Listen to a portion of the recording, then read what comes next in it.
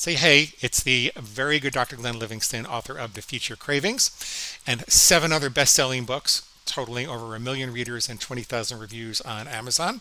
I've got another 1 million readers on Psychology Today and almost 2,000 clients in my previous coaching programs for overeating, which I'm saying less to impress you, and please forgive the immodesty and don't tell my mom. I'm saying it more to impress upon you that there might be some things that I know which are counter to the cultural mythology about emotional overeating, which could help you tremendously to stop emotional eating and enjoy your hunger instead. Most people think horrifically wrong about the emotional eating dynamic. There's a very common misunderstanding which is rampant in the culture, and we're going to put that to rest in a moment. Correcting this, putting this to rest, can give you a lot more control. It can make it possible to overcome emotional overeating and enjoy your hunger. See, most people think that emotions cause overeating via a desire to escape and numb out. That you have an emotion, it's uncomfortable, anxiety, sad, mad, glad. It could also be being too happy or wanting to celebrate too much. It can be overstimulating. And people have developed a habit of wanting to escape from those uncomfortable emotions. And so in our culture, we say you need to learn to sit with the emotions and to stop, quote unquote, numbing out or escaping. This is the escape model, and there is a truth to that. The problem is, and I'll explain why there's a truth to that in a moment, the problem is it's not the whole truth. And the other components interacting with your emotions and the automaticity of the emotion overeating complex is interfering with people resolving it in the long run. So let's talk about that. The truth to the escape model is that the nervous system can't conduct the emotions very well when the digestive system is overloaded. So overeating does have an anesthetic impact on the emotions, but that's only part of the story.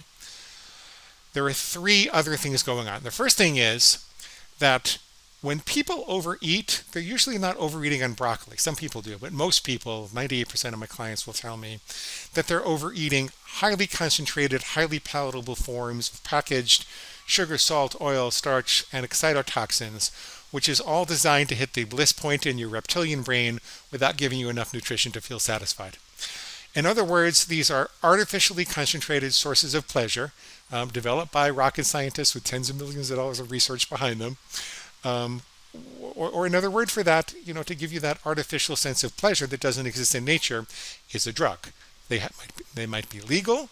It might be perfectly okay for them to produce it. You can even make an argument that it's perfectly okay to enjoy it in moderation in our culture. And I would fight for your right to do that if you want to do that. That's a whole other story. We'll talk about eating in moderation in another video. However, they are drugs, and when people are breaking specific commitments and specific rules that they've made in order to acquire these drugs, in order to have these experiences, they're not just numbing out, they're getting high with food. This is an important paradigm shift because most people, when they say they're eating for comfort or they're eating to numb out, it encourages a lot of empathy and sympathy and thinking, oh, poor baby, I really need this. But if you're making trouble for yourself physiologically, if you're making trouble for yourself in terms of your energy level and ability to function by overeating when you feel emotional, then that's bad news and we need to do something about that. So you're actually getting high with food. Okay, so switch your paradigm. That's the first thing. The second reason that the escape model is not the whole story is that there is a space between the experience of emotion and overeating. There's a space between stimulus and response. And it's in this space that you will find a justification or an excuse. Because if you commit to, say, never having chocolate on a weekday again, it could be any dietary rule. If you commit to doing that, and then you find yourself about to do that, you really want to do it, and you find yourself about to do that, your brain will experience what's called cognitive dissonance. Leon Festinger came up with that first. Cognitive dissonance is the difficulty in reconciling your beliefs with your behavior. You have a set of beliefs about yourself. You're about to engage in a behavior that's antithetical to those beliefs. And because of that, you're going to experience some psychological pain, cognitive dissonance. A justification can erase that dissonance. It can reconcile your beliefs about yourself with what you're about to want to do. So in this case, suppose you're at a coffee shop and you're feeling kind of, I don't know, maybe a little sad and lonely, and your boyfriend broke up with you or something like that. And you might hear a little voice inside that says, it'll be just as easy to start your silly diet again tomorrow. Have chocolate now, start your no chocolate on a weekday again tomorrow.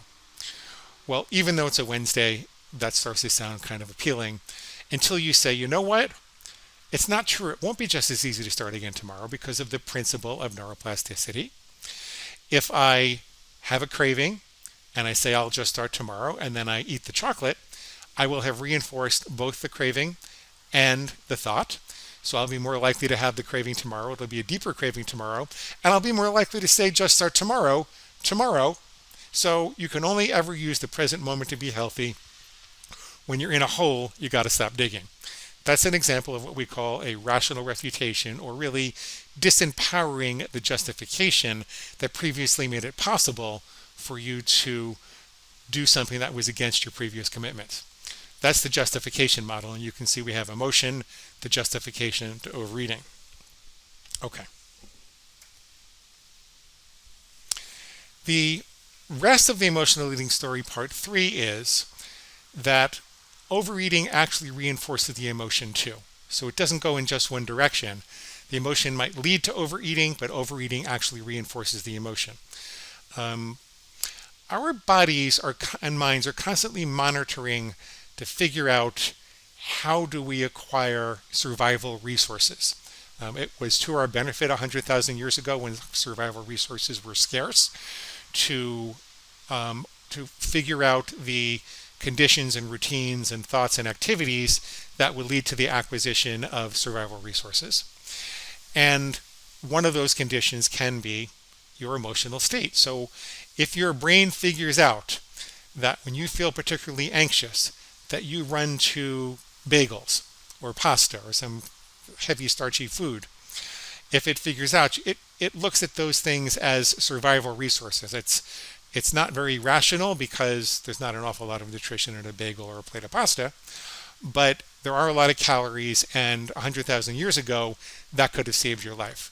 So your brain is looking to figure out how can I reinforce and replicate and make those conditions more likely, which will result in the acquisition of a bagel or pasta. Sounds a little silly, but it happens.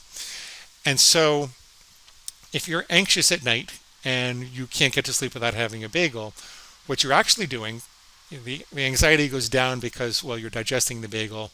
You're unable to conduct the anxiety to the same level. However, you've taught your brain that it can acquire an enormous number of calories for very little effort when it makes you anxious. So you're actually making yourself more anxious overall. This is what the studies on smoking show also. Smoking doesn't actually calm you down. It suppresses the anxiety at the moment you have the cigarette, but if you measure the group of people who are smokers versus non-smokers, they will have higher blood pressure, higher anxiety, all that kind of thing. So it's not doing what you think it's doing. It's actually reinforcing the uncomfortable situation too. So this goes in two directions. It's not just emotions to overeating, but it's overeating to emotions. So here's what's really going on. Emotions make us uncomfortable, then we justify overeating to quote unquote numb the discomfort and get high with hyperpalatable food. In turn, the hyperpalatable food reinforces the uncomfortable emotions and the justification, and it becomes a vicious cycle that snowballs downhill, snowballs downhill, snowballs downhill. So what do we do about this? Remember, you're not just numbing out. You're using food as a drug. Eradicate your excuses. Make a very specific rule. I will never go back for seconds. I'll always take a deep breath before eating my meals. I'll never have chocolate on a weekday again. And then listen very carefully for that inner voice that's trying to justify breaking the rules, which will happen. We want that to happen. You stimulate your inner rebel whenever you make a rule, but you don't want to reify the inner rebel. You don't want to worship it. You don't want to give it this incredible power. You can say, okay, this is just a part of me. I'm stronger than that part of me. All I need to do is identify the specific thoughts and feelings it's using as justifications to break my previously laid best intentions. Because when you're of sound mind and body, you had the fortitude and the energy and the intention to come up with a rule, so there must be a reason you did it. Okay. Then tell yourself that eating hyperpalatable food in response to emotion makes it worse, not better. It actually reinforces the emotions. Tell your inner food monster that you're willing to tolerate any level of discomfort and that you want to enjoy your hunger as a sign of mastery. See, people do have the right idea that you need to be able to sit with emotions as opposed to quote unquote numbing out, but they don't understand everything else that's going on. As a consequence, they allow themselves to use food or to numb out or comfort themselves. And you do want to learn how to enjoy your hunger as a sign of mastery, unless you're anorexic or getting too thin. And I don't want anything herein to encourage people to lose weight too quickly, because that tends to bounce back the other way in my experience. However, if you're heading towards your ideal weight at a comfortable pace, maybe a pound or so per week, then everyone who does that has got to come to the conclusion that hunger is a good thing sometimes. Hunger is not an emergency. It's something to be enjoyed as a sign of mastery and control. And you want to be in charge of your food fate. You want to be in charge of your food destiny. Finally, and I list this last for a reason, you can work on the emotional conflicts by seeking psychotherapy. However, the way that I think about it, and I'm speaking to you, like legally, I'm not speaking to you as a psychologist now, I'm speaking to you as an educator. I was just giving you information. But the way that I think about it is that emotional conflicts take a very long time to resolve. And if there were a roaring fire in a fireplace, let's say that was the emotion, the only way that that fire could do damage is if it broke through the fireplace, if something poked holes in the fireplace so it could get through. What pokes holes in that fireplace are the justifications. And it turns out, in my experience, that it's a lot quicker to fix those holes, to undo those justifications, to eradicate your excuses. It's much easier to do that than to put out the fire or damp down the fire. So I don't actually encourage my clients to spend years analyzing their emotional conflicts, although I do really value that. I did that myself. I do a little bit of that kind of work in private sessions sometimes, but that's not what I've seen to be the fastest way to overcome emotional eating. The fastest way I've seen is to fix the fireplace, change your paradigm, tell your food monster that you're willing to be any level of uncomfortable in order to avoid overeating to reinforce the emotions, and then you seek therapy for the emotional conflicts. And you think of it kind of as a endeavor separate and apart from ending the actual behavior. Okay, I hope that helps. You can get the Defeat Your Cravings book for free. This is the most updated, most comprehensive book I've ever written on overeating. It includes all of the science that we acquired over 8 years of working with over 2,000 clients. It includes all that experience with the 2,000 clients. It includes an understanding of how to overcome the screw it, just do it response, which is what happens when you disempower all your excuses, but then there's this one last one that says, oh, well, what the hell, screw it, just do it. I really, really want to. There's a whole chapter on overcoming that. And when you go to defeatyourcravings.com and click the big blue button, you will get a free copy of the book in Kindle, Nook, or PDF format. You'll get a free copy of the Food Plan Starter Templates. This is a diet agnostic program. You can do it on any nutritionally complete diet that you want to. So we have starter templates for people on ketogenic versus whole foods versus calorie counters versus point counters versus vegetarian versus carnivore, etc., etc., etc. We've got a set of Food Plan Starter Templates to work with that. We've got a set of full-length coaching sessions so you can see how this works in practice, and much, much more. Please go to defeatyourcravings.com and click the big blue button to sign up for the free reader bonuses, and you'll get all of this for free. Please remember to like, comment, and subscribe below. And if you need personal coaching, we have a program at defeatyourcravingscoaching.com, defeatyourcravingscoaching.com.